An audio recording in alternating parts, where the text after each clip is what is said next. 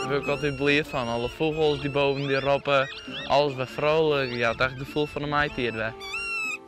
Nou ja, dat vind ik altijd mooi. En ja, nu kun je wat doen, kun je wat helpen, omdat het steeds slecht. Maar wij de vogels goed, nou, wij proberen te helpen, maar de vogels het nest plakt hier aan, het beschermen.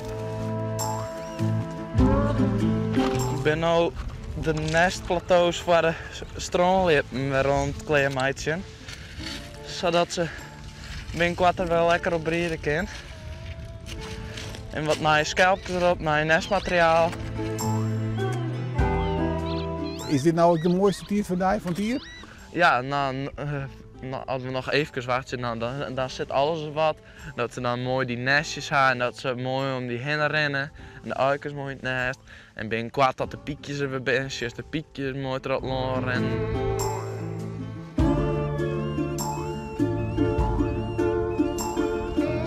Ben je weekends altijd en in de vakanties ben je er altijd.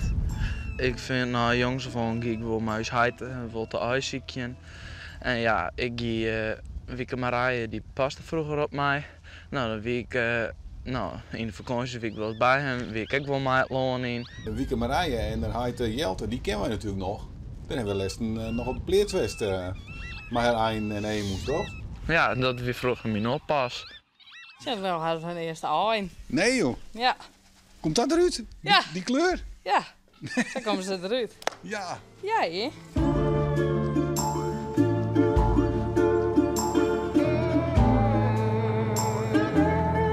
Toen er hier op trein wie, toen paste ik al bij hen op. En meestal waren we daar, maar elke vakantie hadden we wat dagen wat langer in, meerdere dagen heen, dan kwam hij hier maar niet aan. Nou, met de corona wende er hier haast. Dus ja, toen we hier slipte hier een week lang. Ja, zo ken ik Jacob Leeuwen. En daar is hem een beetje besmet met het virus.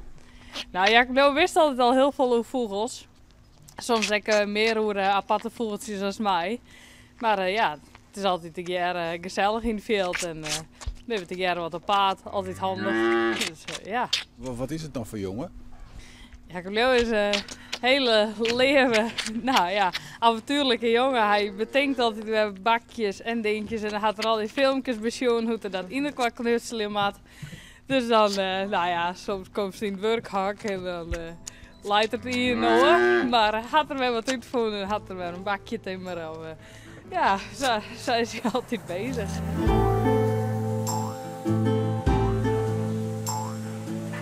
Hier ga ik nog al die moskenbakjes hingen voor de mosjes die hier op een pleet zitten.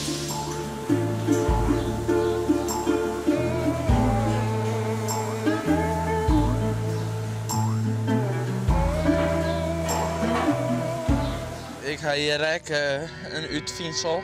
We hebben hier een vlot voor de visdiefjes en de sterns. En dan hebben we hier schelpjes op en dit komt in de sleet. En dan maak je 2 ankers aan, zodat het net voordroot. Hier hebben we een zwellennestjes voor de huiswel. Die hebben we zelf maken. Nou ja, van alles. Een heel proteinenkoren hebben we hingen, met proteïnen in breden. En dan kast, daar zit een holenduif in te breden. Nou, zo wat. Ben je zelf net op een borkerij? Nee, ik ben zelf in de rijtje zoals die lusjes. Mijn gezin. Ja. Nou ja, en dan ga ik er al de week gewoon squalen, daar ga ik het heel druk mee. Hoe oud best? Ik ben al 14 en in november 15. Oké.